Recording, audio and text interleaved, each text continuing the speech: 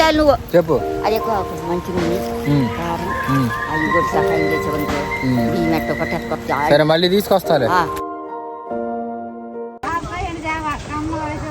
దోసకాయ ఎండి చేపంట తింటే తినంట మనవడా. మా అమ్మ మన దొండకాయ ఎండి పెట్టింది దోసకాయ ఎండి చేప.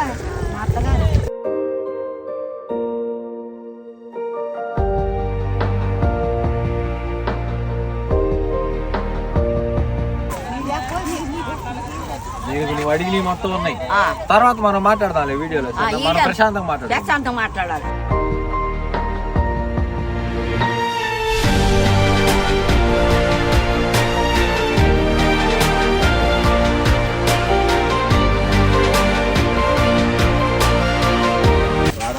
మొన్న నీ కోసం వచ్చా, పిల్లడిని చూసి డబ్బులు ఇచ్చా గుర్తుందా?